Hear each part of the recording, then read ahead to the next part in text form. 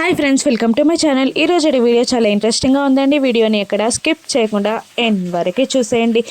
అమర్ రాథోడ్ ఇద్దరు కార్లో వెళ్తుండగా రాథోడ్ అమర్ని ఇలా అంటుంటాడు, సార్ మీకు గుర్తుందా, మిస్ అమ్మ వాళ్ళ ఇంట్లో వాళ్ళకి ఆపద వచ్చినా మీరు దానిని ఎదురిస్తున్నారు. ఇక మిస్ అమ్మేమో మీ కుటుంబానికి కంచెలా కాపలా ఉంటుంది. తన రక్తాన్ని చిందించి మరీ మీ రక్తాన్ని కాపాడింది. మీ ఇద్దరి దారులు వేరు. ఒకరంటే ఒకరికి ప్రేమ లేదు, కోపం తప్ప. కానీ కలవని మీ దారులు ఒక్కటయ్యాయి. మీరు మిస్సమ్మ మెడలో తాళి కట్టారు. ఇదంతా అరుంధతి మేడం ఆశీర్వాదం వల్లే జరిగిందని నాకు అనిపిస్తుంది అని రాథోడ్ అంటుండగా, లేదు రాథోడ్, మిస్సమ్మ నాతోనే ఆగిపోకూడదు. మిస్సమ్మ అచీవ్ చేయాలనుకున్న గోల్స్ అన్నీ తన వెనకాల నేనుండి అవన్నీ సాధించేలా చేస్తాను. తన వెనకాలే ఎప్పుడు ఉంటాను అని అమర్ రాథోడ్తో అంటూ ఉండగా, మిస్సమ్మ మీ దగ్గర ఆగిపోవడం ఏంటండి, మీతోనే మిస్సమ్మ జీవితం మొదలవుతుంది. ఇది విధిరాత. మీరిద్దరూ కలవాలన్నది అరుంధతి అమ్మగారి ఆ దైవ నిర్ణయం కాబట్టే మీరిద్దరూ కలిశారు. మిస్సమ్మ మెడలో మీరే తాళి కట్టారు. మీరిద్దరూ భార్యాభర్తలు. ఒక్కసారి ఆలోచించండి. మీరు మిస్సమ్మతో పిల్లలతో కలిసి ఆనందంగా ఉండాలని నేను కోరుకుంటున్నాను. అది నేను చూడాలనుకుంటున్నాను. అందుకే మీతో ఇంత ధైర్యం చేసి మాట్లాడాను.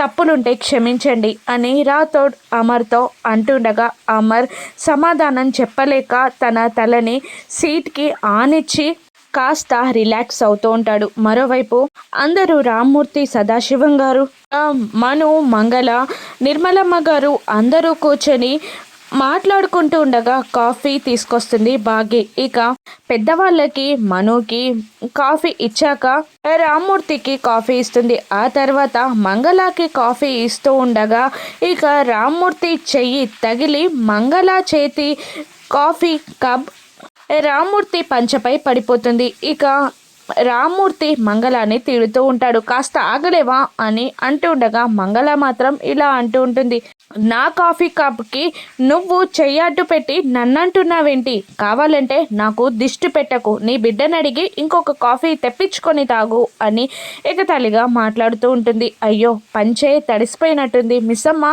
మరొక పంచె తీసుకురాపో అని అంటుండగా, పోయినసారి నువ్వు వచ్చి వెళ్ళప్పుడు నీ పంచ ఒకటి ఉండిపోయింది డాడీ, నేను తీసుకొస్తాను అని అంటూ రూమ్లోకి వెళ్ళి పంచని వెతుకుతూ ఉంటుంది బాగి. ఇక తన కబ్బోర్డ్ అంతా వెతుకుతుంది, కానీ రామ్మూర్తి పంచ దొరకదు. ఇక అమర్ కబ్బోర్డ్ ఓపెన్ చేసేసరికి 6 పంచె పైనుండి కింద పడుతుంది. హడావుడిలో పంచని కరెక్ట్గా పెట్టలేదు అమర్. అది బాగి చేతిలోకి వస్తుంది. ఈ పట్టు పంచ ఎక్కడిది, ఈయన ఇటువంటి పంచెలు కట్టడు కదా, మరి ఈయన కబోర్డ్లో ఎందుకున్నట్టు అని అంటూ ఆ పంచెని అక్కడే బెడ్ పైన పెట్టి మళ్ళీ రామ్మూర్తి పంచె కోసం 6 పంచెని అక్కడ పెట్టి బాగి వెతుకుతూ ఉంటుంది. ఇక మిస్సమ్మ ఇంకా పంచె తేవట్లేదేంటండి అని నిర్మలమ్మ గారు అంటుండగా, ఆగండి బావగారు, నా పంచెని తీసుకొస్తాను అని సదాశివం గారు లోపలికి వెళ్తూ ఉండగా, వద్దులేండి బావగారు, పర్లేదు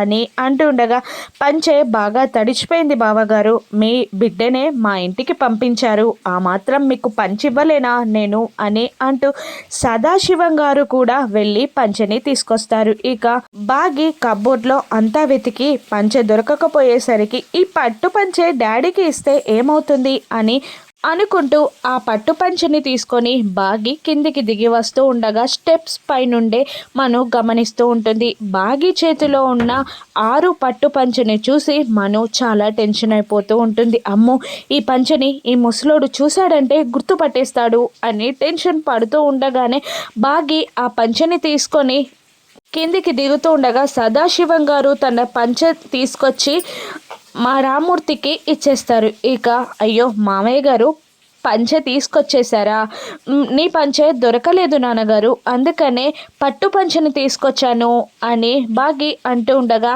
నాది పట్టు పంచె కట్టే వయసా అమ్మ, వద్దులే అమ్మ, ఎక్కడి నుంచి తీసావో అక్కడే పెట్టు అని రామ్మూర్తి అంటూ ఆ పంచపై చెయ్యి వేయగానే తన మనసుకి తగులుతుంది. ఆ పట్టు పంచని చూసి షాక్ అవుతూ చేతులు వణుకుతూ ఉంటాయి రామ్మూర్తికి. ఇక షివర్ అవుతున్న రామ్మూర్తిని చూసి బాగి భయపడిపోతూ ఉంటుంది. ఆ పట్టు పంచని పట్టుకొని రామ్మూర్తి సోఫాలో కూలబడిపోతాడు. ఇక బాగి ఏమైంది నానా, ఏమైంది నానా అని అరుస్తూ ఉంటాడు. ఇక నిర్మలమ్మ గారు, సదాశివం గారు, మంగళ అందరూ ఏమైందయ్యా, ఏమైంది అని అడుగుతూ ఉంటారు. ఇక ఒక్క నిమిషం తర్వాత కోలుకొని ఏడుస్తూ రామ్మూర్తి ఈ పంచె నీకెక్కడిదమ్మా, ఎక్కడిది ఎక్కడిది అని అడుస్తూ నా బిడ్డ నా బిడ్డ అని అంటూ ఉంటాడు. నాన్న ఏమైంది ఏమైంది, ఈ పట్టు పంచె ఆయన కబోర్డ్లో ఉంది, ఇది ఎక్కడి నుంచి వచ్చిందో నాకు తెలియదు, ఇంతకు ముందు ఎప్పుడు చూడలేదు, ఈ రోజే నా కంటపడింది అని బాగి సమాధానం ఇస్తుంది. ఎందుకు నానా అని బాగి అడుగుతుండగా ఏం లేదమ్మా, ఏం లేదు అని అంటూ ఆ పట్టు పంచని విడవలేక విడుస్తాడు రామ్మూర్తి. ఇక అది తీసుకెళ్ళి దాచేస్తుంది ఆ బాగి. ఇక ముసలోడు పట్టు పంచని గుర్తుపట్టేశాడు అని మను టెన్షన్ పడుతూ ఉంటుంది. ఇక చీకటి పడుతుంది. అమర్ ఇంకా ఇంటికి రాకపోయేసరికి రామ్మూర్తి లాన్లో నిలబడి అటు ఇటు తిరుగుతూ గేట్ వైపే అమర్ కోసం ఎదురు చూస్తూ ఉంటాడు. రామ్మూర్తిని చూసి ఆరు కూడా ఈయన ఎందుకు ఇలా తిరుగుతున్నారు గుప్తా గారు, అటు ఇటు ఎందుకు తిరుగుతున్నారు అని అంటుండగా నువ్వొకటి గమనించట్లేదు, ఆయన ఇటు నుండి అటే కాదు అటు నుండి ఇటు కూడా తిరుగుతున్నారు అని సెటైర్ వేయగానే ఆరు కోపంగా చూసేస్తుంది. అవును, వచ్చినప్పుడే బాగానే ఉన్నారు కదా, మరి ఇప్పుడు ఎవరి కోసం ఎదురు చూస్తున్నట్టు, ఎందుకు ఇలా తిరుగుతున్నట్టు? అయినా నా కన్న వాళ్ళ గురించి కొందరికి ఇక్కడ తెలుసు, అయినా నాకెందుకు చెప్తారులేండి అని అంటూ ఉండగా ఇక గుప్తా గారు ఇలా అంటుంటారు, నన్ను ఎమోషనల్గా బ్లాక్మెయిల్ చేసి నా నుండి నిజం రాబట్టాలని నువ్వు చూస్తున్నావు, కానీ నీలాంటి కోట్ల మంది మానవులను నేను చూశాను అని ఆరుకి లొంగకుండా మాట్లాడుతూ ఉంటారు గుప్తా గారు. అమ్మో, ఈయనకి నా ప్లాన్ తెలిసిపోయినట్టుంది అని అనుకుంటూ ఈయన ఎందుకు ఇలా తిరుగుతున్నట్టు అని మళ్ళీ అడుగుతూ ఉంటుంది ఆరు. ఆయన ప్రశ్నలకి సమాధానం తెలుసుకోవడానికి తిరుగుతున్నాడు అని అంటుండగా ఏం ప్రశ్న అని ఆరు అడిగేస్తుంది. ఇక ఆయననే అడుగుపో చెప్తారు అని అనగానే సైలెంట్ అయిపోతుంది ఆరు. అవును, నాకు ఒక డౌట్ వచ్చింది, తీర్చండి గుప్తా గారు అని ఆరు అంటుండగా నీకు డౌట్ రాకపోతే బాధ, కానీ నీకు డౌట్ వస్తే అందులో సందేహం ఉంది, నీ సందేహాన్ని సంధించు అని అంటుండగా మీ మాటల్లో నాకు సందేహం తప్ప ఏమీ అర్థం కాలేదు. ఇక నేను అనాథని, తన కూతుర్ని కూడా తాను పోగొట్టుకున్నాడు, అతని కష్టం నాకు తీర్చాలనుంది, అయినా ఆయన గారి కూతురు కూడా సరస్వతి వార్డెన్ దగ్గరే పెరిగింది, నేను ఆ సరస్వతి వార్డెన్ దగ్గరనే పెరిగాను, ఆయన కూతురు నేనెందుకు కాకూడదు, బాగి అక్కని నేనెందుకు కాకూడదు, అయినా విధిరాత మమ్మల్ని ఇద్దరిని విడదీసి రేడియో ద్వారా మళ్ళీ కలిపే టైంలో నన్ను దేవుడు పైకి తీసుకువెళ్ళిపోయాడు. ఇక ఆ తర్వాత నా కుటుంబం కష్టాల్లో ఉన్నప్పుడు ఆ భగవంతుడే నా రక్తాన్ని నా ఇంటికి పంపించి నా కుటుంబ కష్టాన్ని తీర్చాడు. ఇక ఆ తర్వాత మా ఆయనతో నేను ముగించిన జీవితాన్ని నా చెల్లెలు బాగి కొనసాగిస్తుంది, ఎంత బాగుంది అని ఆరు అంటుండగా ఆరు నోటి వెంట నుండి నిజాలు వింటుండగా గుప్తా గారు షాక్ అయిపోతూ ఉంటారు.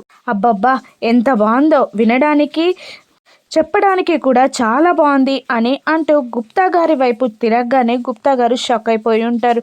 ఏంటి గుప్తా గారు అలా అయిపోయారు అని అంటూ ఉండగా ఇక ఏం లేదు, నువ్వు ఏదో చెప్తున్నావు కదా, వింటుంటే బాగుంది, చెప్పు చెప్పు అని అంటుండగా అదేనండి, నా చెల్లెలే నా భర్తతో జీవితం కొనసాగితే ఎలా ఉంటుంది అని అడుగుతున్నాను అని ఆరు అంటూ ఉంటుంది. అమ్మో, ఈవిడ దగ్గరుంటే నా నోటి వెంటే నిజాలు బయట కక్కించేలా ఉంది అని అంటూ నాకు యమలోకంలో పనుంది, నేను వెళ్తాను అని అంటూ దుమ్ తట అని పైకి వెళ్ళిపోతారు గుప్తా గారు. ఇక అప్పుడే బాగి బయటికి వస్తుండగా అమ్మో బాగి అంటూ చెట్టు పక్కన దాగుంటుంది ఆరు. ఏమైంది నాన్న, ఎందుకు ఇలా అయిపోయావు? గేట్ దాకా వచ్చిన ఆయన ఇంట్లోకి ఇలా రేరా, లోపలికి వచ్చి కూర్చో అని అంటుండగా రామ్మూర్తి, నా సందేహాలు నా ప్రశ్నలు నా మనసుని నిలకడగా ఉంచలేవమ్మా, నేను అడగాల్సిన ప్రశ్నలు ఉన్నాయి, నేను ఇక్కడే ఆయన కోసం వెయిట్ చేస్తాను, అల్లూరి గారి కోసం నువ్వు వెళ్ళమ్మా అని అంటూ ఉంటాడు రామ్మూర్తి.